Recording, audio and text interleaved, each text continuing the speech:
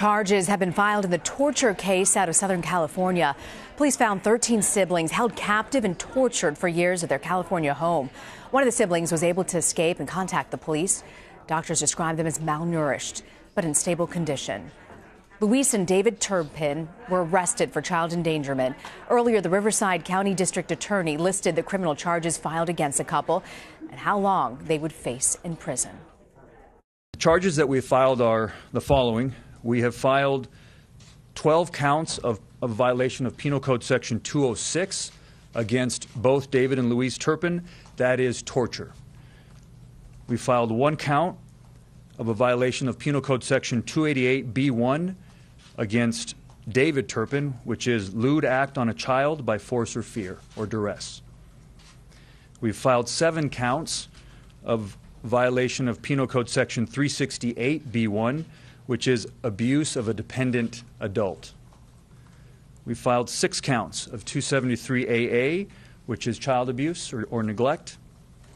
We have filed 12 counts of false imprisonment. If convicted of all of these charges as currently filed, these defendants are facing up to 94 years to life in prison. As a prosecutor, there are cases that stick with you, that haunt you, and sometimes in this business we're faced with looking at human depravity, and that's what we're looking at here. CBS News correspondent David Begnaud was at that press conference. He joins us now. David, are they any closer to finding a motive for this horrific case? No, there were gasps in the room as the allegations were read. They haven't said anything about a motive. They did say that they don't believe religion is in any way connected to the case, and the details that the district attorney here in Riverside County laid out are breathtaking in the most horrific way.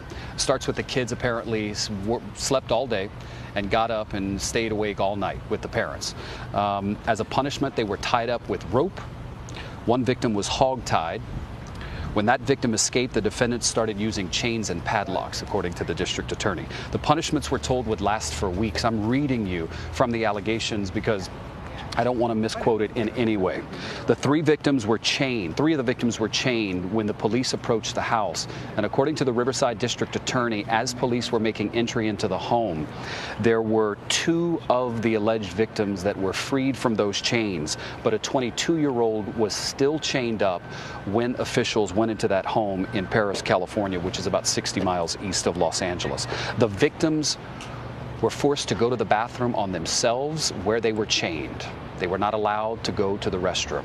Apparently, the parents would buy pies and other foods and lay them out for the kids to look at, but they were not allowed to eat.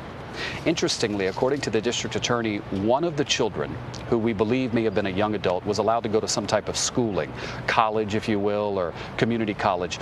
And the mother, according to the district attorney, would drive that individual there, stay there and watch them, and then wait for that person to walk out and take them home.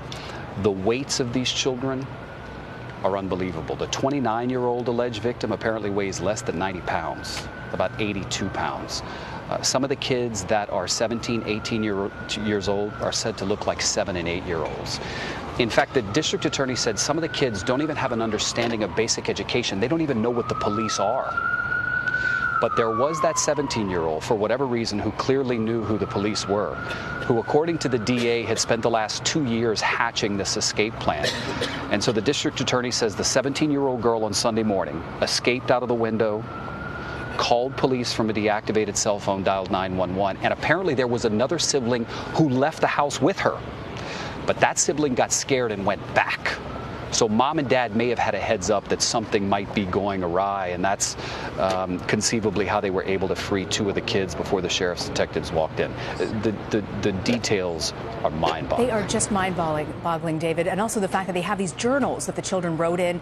I can't imagine what will come from those. I want to thank you so much for joining us, David Begnaud, on the ground.